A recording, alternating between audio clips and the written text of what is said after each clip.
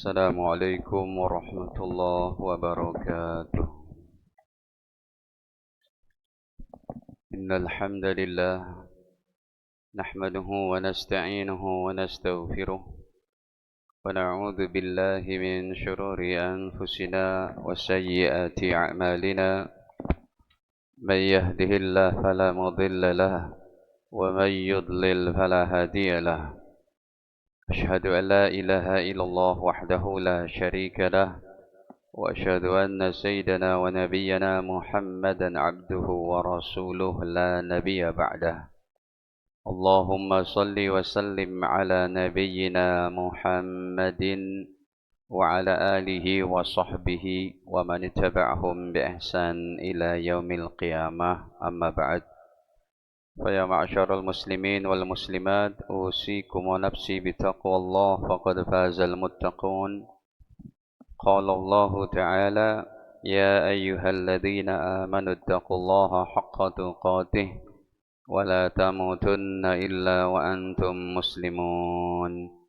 Alhamdulillah, para hadirin kaum muslimin muslimat yang dirahmati Allah Ta'ala, puji dan syukur sebelumnya yang patut kita panjatkan dan tiada hentinya atas segala limpahan nikmatnya kepada kita, terutama sekali nikmat iman, Islam, serta sehat afiat. Para jamaah, tema kita seyogyanya adalah lanjutan 70 dosa besar.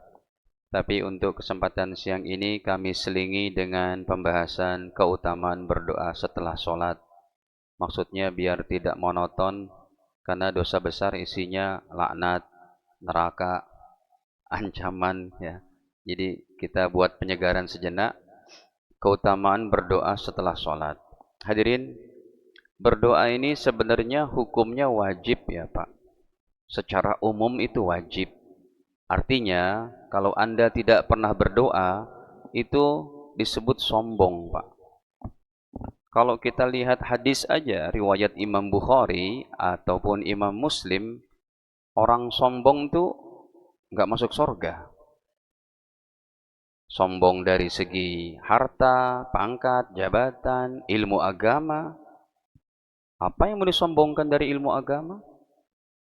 Siapa yang ilmunya sempurna, kan gitu? Ini kami bukakan dalam sahih riwayat daripada Al-Imam Muslim. La yadkhulul jannah. Kata Rasul, tidak akan masuk surga. Siapa? Man kana fi qalbih, seseorang yang dalam hatinya misqala dzarratin min kibrin, sekalipun kesombongannya sebesar biji sawi. Ya Allah, hadirin, biji sawi kan kecil banget itu. Ada rasa sombong dikit aja, gak masuk surga. Bahkan dalam hadits qudsi Allah katakan, innal kibriya ridai, ya, bahwa kesombongan itu adalah merupakan selendangku, ya. Keagungan juga merupakan sarungku, kata Allah. Siapa yang mengambilnya salah satunya dari aku, kata Allah, maka aku ancam dia dengan masuk neraka. Hadirin, berdoa ini hukumnya wajib, ya. Kita buka dulu ayatnya. Dalam Al-Baqarah 186 yang paling terkenalnya, ya, wa idza sa'alaka 'ibadi 'anni fa inni qarib. Dan apabila hamba-Ku bertanya kepada kamu wahai Nabi Muhammad tentang aku, fa inni qarib, maka berkatalah wahai Nabi, ucapkan, beritakan kepada mereka, sesungguhnya aku sangat dekat. Ujibu da'watad da'i idza da'an. Aku mengabulkan doa orang yang berdoa kepada aku. Hadirin, orang yang berdoa kepada Allah Ta'ala ada jaminan dikabulkan. Ah, enggak Ustadz, ini saya udah doa Ustadz, saya minta 10, sampai sekarang dapatnya udah puluhan tahun masih 5 aja. Ada orang juga berdoa, Ustadz, ya Allah mudahkan saya haji, mudahkan umroh. Sampai sekarang nggak berangkat-berangkat juga. Mana? Katanya diijabah. Hadirin, ini perlu dijawab dengan hadis. Nabi katakan tidak ada doa-doa Anda yang sia-sia, Pak. Coba kita buka dulu dalam riwayat Imam Ahmad bin Hanbal, ya, pada nomornya 1000, nomornya sudah 11.133. Nah, ini kita sampai kepada hadis 11.000 ya 133. Maksudnya apa ini? Doa Bapak Ibu sekalian tidak ada yang sia-sia. Kenapa? Karena doa-doa kita diberikan 3 perkara, paling tidak salah satunya. Setiap orang beriman berdoa kepada Allah, mesti Allah berikan 1 dari 3 perkara ini. Nah, ini kita kasih jawaban, Pak, kepada orang-orang yang hampir putus asa. Saya sudah doa tapi belum diijabah. Saya sudah berdoa tapi belum berhasil juga. Enggak sia-sia, Pak. Nih, Nabi katakan, "Ma min muslimin yad'u bida'watin." Tidaklah seorang muslim yang berdoa akan satu doa. Kita banyak sekali hajat kita mau berdoa kepada Allah, Bapak Ibu. Ya, doa ampunan, doa kebaikan anak-anak kita, suami, istri, doa orang tua udah meninggal. Makanya doa itu ibadah. Tidaklah seorang hamba muslim yang berdoa, lesa fiha ismun, yang di dalam doanya tidak ada permintaan dosa, doa tentang dosa. Contohnya apa? Doa tentang dosa. Ya Allah, mudahkan saya besok mau ngerampok. Bukan doanya itu. Wala qati'atur rahim, ataupun doanya tidak berkaitan dengan memutus silaturahim. Apabila seorang muslim doanya yang baik-baik, ampuni dosa saya ya Allah, bapak ibu saya, ya Allah berikan kemudahan musibah yang sedang terjadi di Aceh, di Sibolga, di Padang Panjang, itu doa-doa baik. Ampuni dosa orang-orang beriman, laki perempuan, baik masih hidup atau sudah meninggal. Maka kata baginda Nabi, illa a'tahullahu biha ihda salasin. Doa yang Anda lantunkan itu mesti Allah berikan 1 dari 3 perkara ini. Yang pertama, imma an tu'ajjallahu da'watuhu. Yang pertama, Allah akan percepat doa Anda. Bisa jadi yang pertama, doa Anda diijabah. 1. Kalau tidak diijabah, wa imma ayyudakhiraha lahu fil akhirah. Kalau toh belum diijabah juga, doa-doa Bapak Ibu sekalian jadi pahala tabungan di akhirat. Allah simpan menjadi tabungan di akhirat. Itu hebat, pahala di akhirat. Kalau itu juga enggak, yang ketiga, wa imma an, kita buka halaman selanjutnya, wa imma ayyasrif anhu minassu. Bisa jadi yang ketiga adalah doa Anda itu menjadi tolak bala, musibah, malapetaka, bencana. Jadi kalau kita berdoa, Pak, pertama mungkin Allah ijabah secepatnya. Kalau tidak, yang kedua menjadi tabungan di mana? Akhirat. Yang ketiga untuk tolak bala.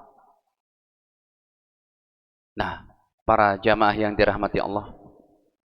Jadi makanya para ulama katakan berdoa itu wajib, ya. Tidak berdoa hanya usaha saja itu namanya sombong. Tidak berdoa. Ini saya dapati dari my knowledge, my skill, my struggle, my effort. Ini pokoknya dari usaha saya. Tidak ada campur tangan Tuhan, kata Qarun. Innama utituhu ala ilmin indi, kata Qarun. Ini saya dapetin dari pengetahuan saya, dari kehebatan saya memutar uang, berbisnis dan macam-macam. Tidak berdoa hanya usaha saja itu sombong, tapi berdoa saja tanpa ikhtiar itu bohong. Contohnya masalah akhirat, Pak, masalah agama, berdoa tanpa usaha itu bohong. Ya Allah, ampuni dosa saya, ya Allah. Salat enggak? Ya Allah, ampuni dosa saya. Puasa enggak? Ya Allah, ampuni dosa saya, Allah, masukin saya ke surga. Sujud ruku enggak? Itu namanya bohong.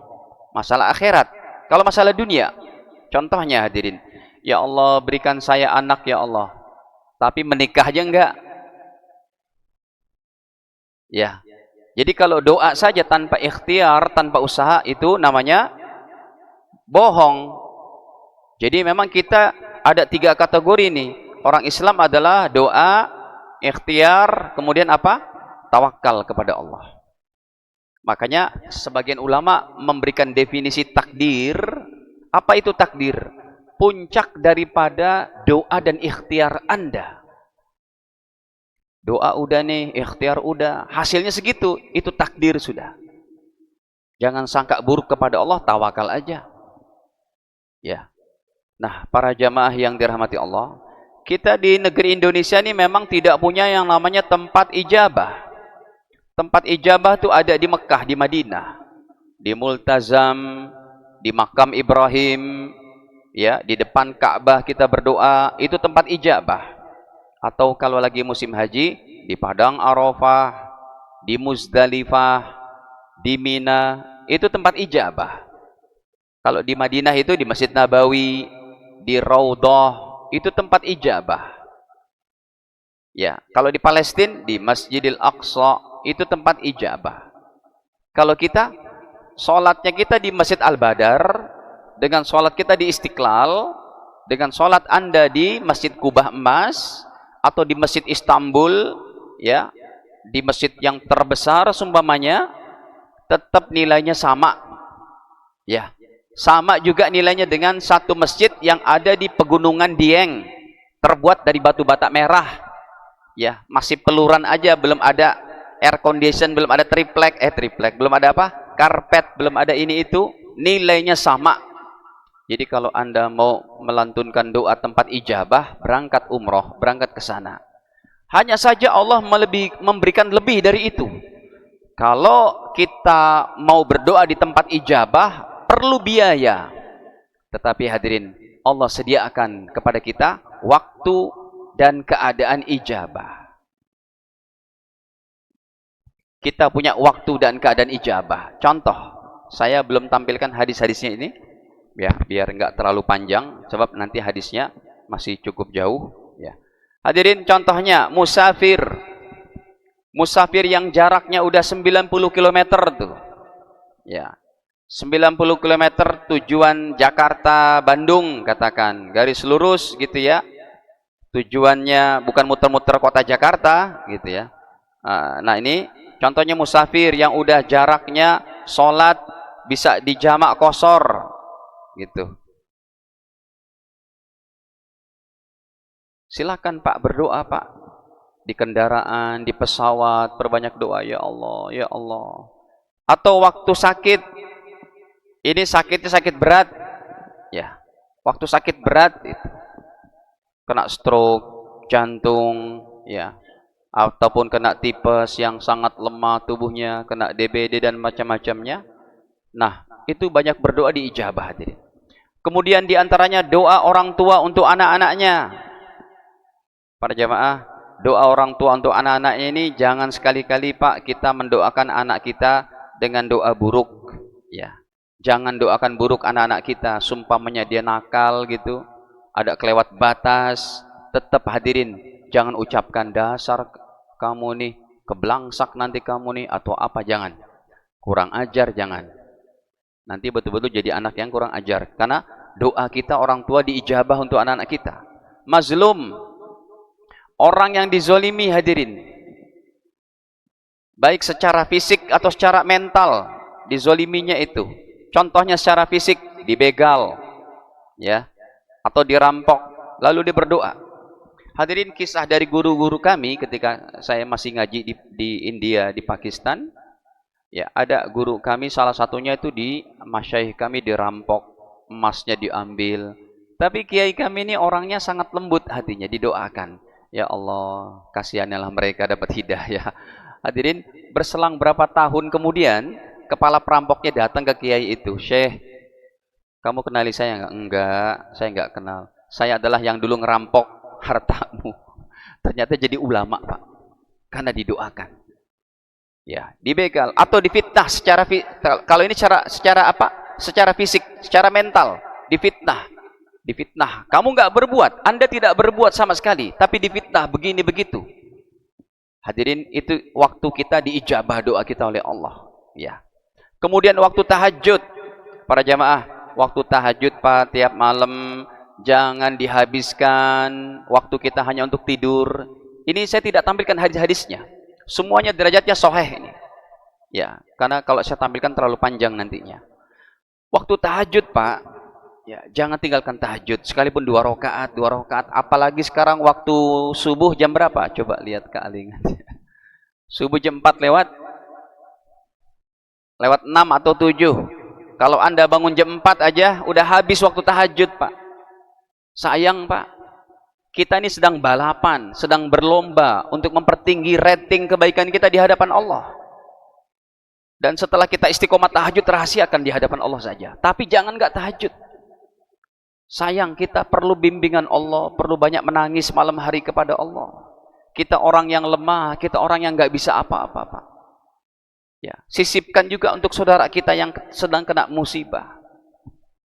Mungkin problem kita aja udah banyak Pak. Tapi kita diperintahkan untuk memikirkan umat Islam yang lain.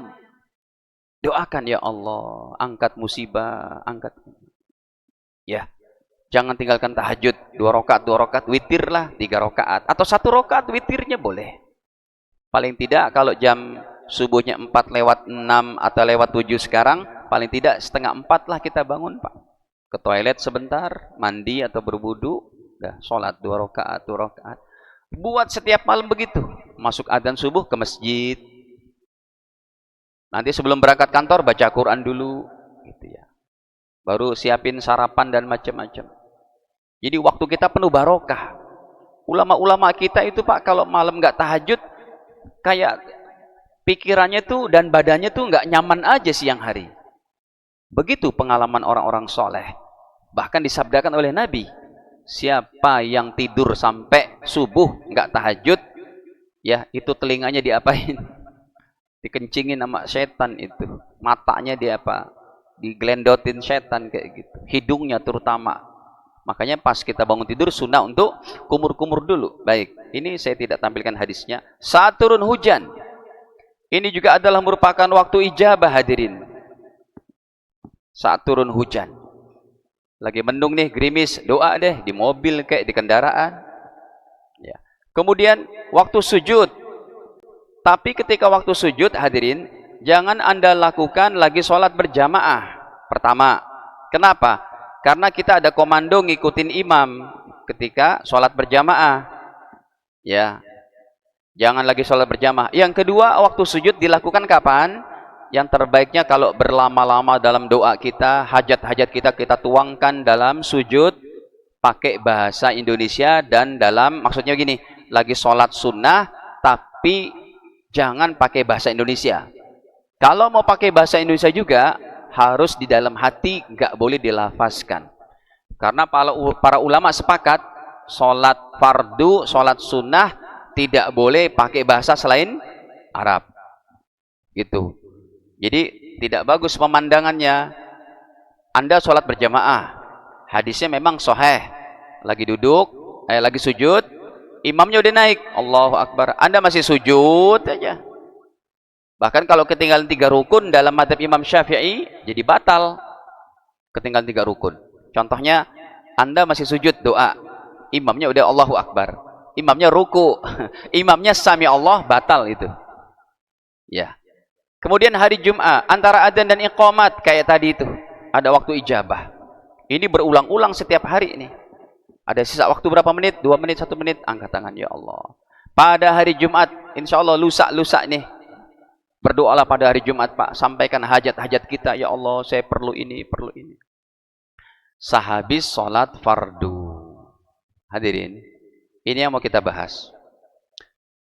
Para jamaah, bukan 1 orang, 2 orang dari jamaah kami yang ngadu kepada saya.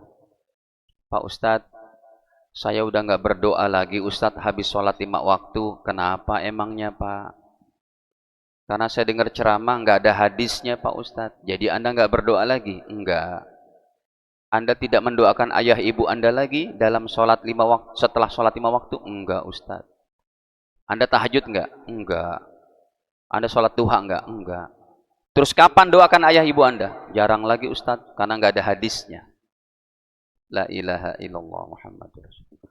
Hadirin, saya bilang, kalau bapak mendoakan bapak ibu aja sehari 5 kali, habis sholat subuh, habis zuhur, asar, maghrib, isya, sekali kita doakan, Rabbi gfirli wali walidayya warhamhuma kama rabbayani shaghira. Itu dalam hadis riwayat Imam Ahmad bin Hambal nomor 10.000. Ini saya tampilkan hadisnya. Nomor 10.000 nomor 10.610. Ya. Bahwa nih sudah ada tuh. Ini hadis derajatnya hasan, Pak. Kita sekali mendoakan bapak ibu kita habis sholat subuh, orang tua kita diangkat derajatnya di sorga. Ini hadisnya derajatnya hasan. Para ulama berkata hadis ini derajatnya hasan. Di antaranya Al-Imam Ibnu Hajar Al-Haytami, Al-Imam Sayuti, dan yang lainnya. Coba kita lihat nih. Nomor 10.610. Qala Rasulullah sallallahu alaihi wasallam, baginda bersabda, Innallaha azza wa jalla, sesungguhnya Allah yang maha mulia lagi maha perkasa, la yarfa'ud darajata lil abdi saleh, sungguh Allah mengangkat derajat untuk orang tua kita yang saleh, yang udah mengajarkan kebaikan-kebaikan, atau orang tua kita yang kurang taat, untuk rasa kasih sayangnya tetap supaya diampuni dosanya di alam kuburnya kita doakan. Kata Nabi, diangkat derajatnya di mana? Fil jannati, di dalam surga. Fayaqul, maka orang tua kita keheranan. Dia bertanya langsung kepada Allah di alamnya. Ya Rabbi, ya Allah Tuhanku, anna li hadhihi, ini dari mana saya dapatkan ya Allah? Saya udah meninggal, udah mati, enggak sholat, enggak puasa, enggak ada amal soleh. Kenapa derajat kami sehari naik 5 tingkat, 5 tingkat? Fayaqul, maka Allah menjawab, bistighfari waladika laka, ini karena istighfar anak-anakmu yang masih hidup untukmu. Kembali kepada orang tadi. Jadi bapak enggak doakan orang tua lagi? Enggak Ustadz, sayang dong ini. Tapi enggak ada hadisnya Ustadz. Emang Anda dari siapa? Ini Pak Ustadz, saya dengar di YouTube, saya dengar di TikTok. Mana coba kirim videonya? Para jamaah yang dirahmati Allah, ini kan pengajian-pengajian kayak begini lagi ngetren. Nggak ada dalilnya, nggak ada hadisnya, nggak ada ulama yang berkata. Sekarang kita jawab. Sebentar ya Pak, saya bilang. Nih. Ulama-ulama kita sekarang menyebutkan tentang tidak adanya riwayat yang sahih menyebutkan ada doa ya khusus setelah sholat fardu. Makanya para ulama yang faham dengan sunnah tidak pernah ada yang mengamalkan secara khusus ya doa dihubungkan dengan sholat 5 waktu. Ada 2 poin di sini. Ini kiriman jamaah maksudnya Pak. Saya bilang saya jawab. Sebelum saya jawab pakai kitab-kitab, di otak saya pun dengar pertanyaan jamaah. Udah muter tuh, kayaknya ada deh. Banyak hadisnya Rasul berdoa setelah sholat 5 waktu. Doa khusus ataupun yang umum. Baik, hadirin, ya, saya beginikan. Saya catat dari pembicaraan tadi, pertama tidak ada doa khusus dalam hadis sahih setelah sholat 5 waktu sholat fardu. Ini saya jawab nanti dulu. Saya mau membicarakan nomor 2. Para ulama yang paham sunnah tidak pernah mengamalkan secara khusus ya, kata beliau tadi, doa yang dihubungkan dengan sholat 5 waktu, sholat fardu. Ulama yang paham sunnah. Hadirin, saya bukakan ulama yang paling paham sunnah. Imam Syafi'i, dalam kitab beliau, nih kitab beliau namanya halaman 151, jilid pertama. Ini ulama yang paling paham sunnah. Tahun 160, 70, 80 sampai 200 Hijriah. Dalam biografi beliau disebutkan, mau kitab Mizanul I'tidal, Tabaqatus Syafi'iyah, Asadul Ghabah fi Asma'is Sahabah, ataupun dalam kitabnya Imam Subki dan yang lainnya tentang biografi para ulama, disebutkan mesti kalau Imam Syafi'i, para ulama berkata, kana ashabul hadis ruqudan, adalah para ahli hadis tidur. Tiarap, maksud tidur ini enggak berkembang ilmu hadisnya. Hatta ja'ahum Syafi'i, sampai mereka didatangi oleh Imam Syafi'i. Fa iqadahum Syafi'i, maka mereka dibangkitkan oleh Imam Syafi'i. Wahai ahli hadis, sebarkan ilmu hadis. Ini ulama yang gelarnya Nasirus Sunnah, penolong sunnah. Kitab beliau ini sudah 1000 tahun lebih, Pak. Tapi Allah jaga. Makanya jangankan Al-Quran, kitab Imam Syafi'i aja ada di sini, Pak. Di rumah saya ada kitab fisik aslinya, segini panjangnya itu. Baik, kita buka halaman 151 jilid pertama. Kalimatnya gampang aja itu dari Imam Syafi'i rahimahullah. Kata beliau, atau saya besarkan dulu. Ya. Kata beliau bahwa wastuhibba, dan dianjurkan. Tuh, sudah ada. Wastuhibba, dan dianjurkan lil musalli, untuk orang yang salat. Ya, salat wajib, munfaridan, baik sendiri, walil ma'mum, ya sendiri maksudnya ibu-ibu kan salatnya kalau nggak ke masjid tetap dia lebih afdol di rumah sendiri sekalipun.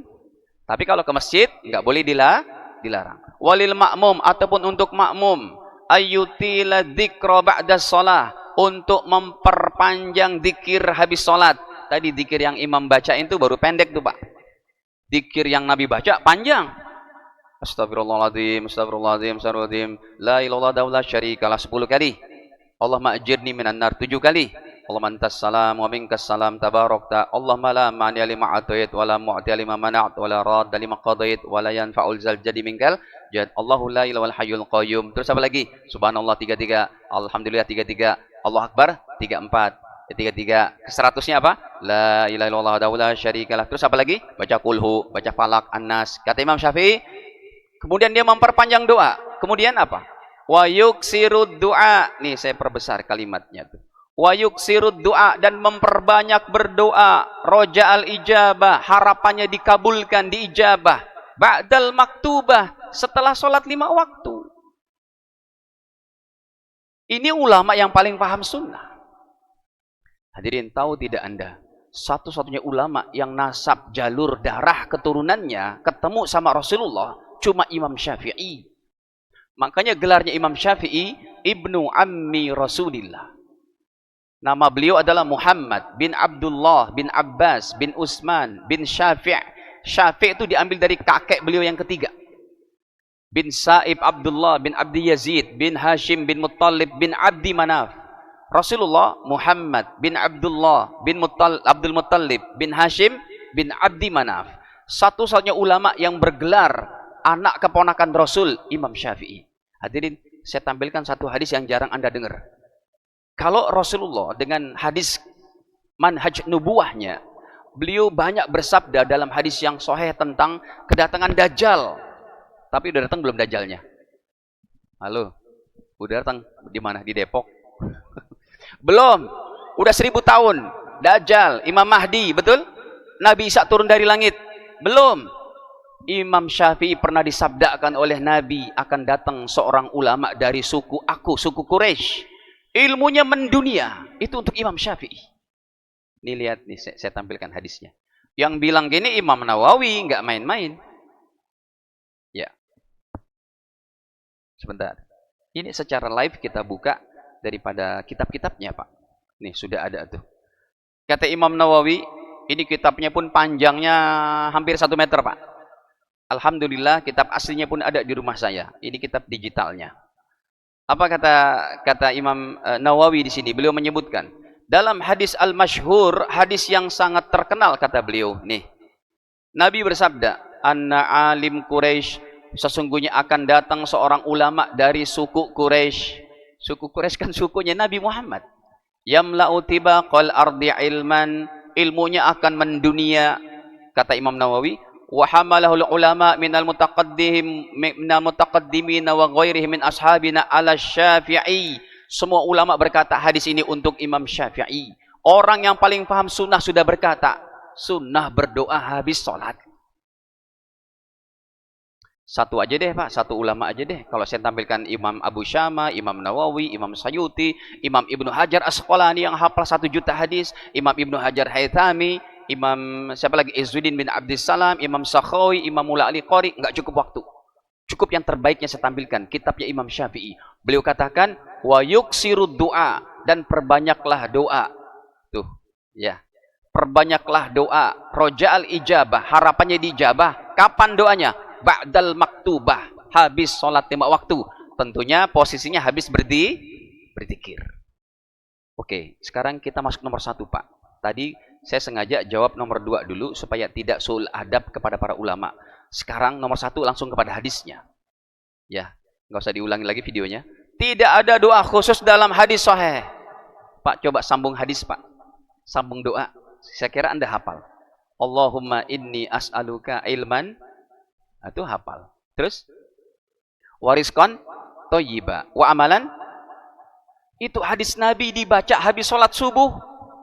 Yang nyampein istri beliau Ummu Salamah. Lihat nih hadisnya. Harus dibuktikan dengan hadis biar saya tidak menjadikan hoax ya. Makanya kesian banget. Malah yang bertanya sama saya tuh umurnya udah 67, 68. Jadi Bapak umur makin panjang begini bukan makin tekun doa, malah iya Ustadz karena nggak ada hadisnya. Ini kita tampilkan hadisnya. Kan kesian. Makanya hadirin kalau Anda dengar pengajian di YouTube yang Anda punya wifi lah, ya kan unlimited kalau di rumah. Ada dengar kajian ini, kajian itu, tanya sama orang yang ngerti, langsung buka kitabnya. Jangan cuma sekedar saya begini, saya begini. Tampilkan secara ilmiahnya. Lihat hadirin. Kita buka riwayat daripada Al-Imam Ibnu Majah. Nomornya pun masih awal-awal. Nomor 978. Nih. Kata Bunda Ummu Salamah, salah seorang istri baginda Nabi, an Ummi Salamah, dari Ummu Salamah radhiyallahu anha, anna Nabi sallallahu alaihi wasallam kana yaqul, adalah Nabi yaqulu berdoa, idza shalla subha, habis salat apa nih? Subuh, bukan salat sunnah. Salat subuh salat 5 waktu bukan? Hina yusallim, ketika beliau apa? Ngucapin salam. Ya tentunya habis berdoa. Apa doanya? Allahumma inni as'aluka ilman nafi'a. Ya Allah, aku memohon kepada Engkau ilmu yang bermanfaat. Warizqan thayyiba, rizki yang halal, yang banyak, yang apa tuh? Yang baik. Thayyib itu baik. Wa amalan mutaqabbala, dan amal yang Engkau terima ya Allah. 1 hadirin. Yang kedua. Ini waktunya masih ada enggak? Sampai berapa? 5 menit lagi. Tanggung banget ya. Hadirin, sampai 4 hadis atau 3 hadis saya sebentar nih Pak. Ini bahkan yang nomor 2 selanjutnya, Rasul katakan kepada Muaz bin Jabal, Muaz, jangan kamu tinggalin doa habis sholat 5 waktu. Coba sambung doa. Doanya kayak begini. Allahumma a'inni ala dzikrika wa syukrika. Anda lebih pintar dari kayaknya. Ada itu hadisnya. Kita buktikan. Hadirin, ini zaman fitnah ya Pak. Jangan orang-orang, bahkan ada yang lebih ekstrim. Kemarin saya dengar videonya, nggak ada tuh sholat sunnah isyraq, hadisnya lemah. Allahu Akbar sebelah. Guru besar mereka yang namanya Syekh Albani menyatakan sholat isyraq hadisnya hasan. Ngapain ngulik-ngulik hadis lagi orang zaman sekarang? Hafal nama orang juga enggak, hafal 100.000 hadis juga enggak. Udah lebih aman ikut kepada ulama saja. Akhirnya jamaah satu masjid nggak ada sholat isyraq. Saya bilang, enggak, saya bisa tampilkan hadisnya. Hasan derajatnya. Pahalanya gede itu Pak. Sekali sholat isyraq dapat pahala apa? Haji dan umroh. Nih, Nabi katakan. Kata baginda, la tada'anna ya Muaz, wahai Muaz bin Jabal. La tada'anna, jangan kamu tinggalin ya. Fi duburi kulli sholatin, habis setiap sholat 5 waktu. Taqul, kamu berdoa. Allahumma a'inni ala dzikrika wa syukrika wa husni ibadatik. Satu lagi dihadirin. Ustadz, kalau ini kan doanya doa khusus Ustadz. Iya. Maksud Anda apa? Bagaimana kalau saya mau berdoa dengan hajat saya? Kan Rasul nggak ada doanya dalam hadis itu. Ya Allah, saya mau jual tanah. Ya Allah, saya mau naik pangkat. Ya Allah, mudahkan besok ujiannya, besok sekolahnya. Itu kan nggak ada tuh dalam hadis Nabi. Itu pakai hadis yang mana Ustadz? Nih, pakai riwayat Imam Tirmidzi. Kata Nabi, doa paling diijabah tentang hajat-hajat yang Anda minta setelah sholat 5 waktu sama waktu tahajud. Jadi yang ketiga ini secara umum, termasuk saya juga. Saya mau jual tanah, mau jual mobil gitu kan. Mana tadi mobil mogok di tol. Mobil saya dimogok Pak di tol. Mau ke sini. Pakai itu minjem mobil kecil, saya bilang, tolong ke sini bawa ya sama keluarga saya. Baik, takutnya pengurus lihat ini mobil siapa nih parkir di sini. kok berani-berani gitu. Biasanya kan pakai mobil agak besar. Nah hadirin, ini hadisnya coba kita lihat.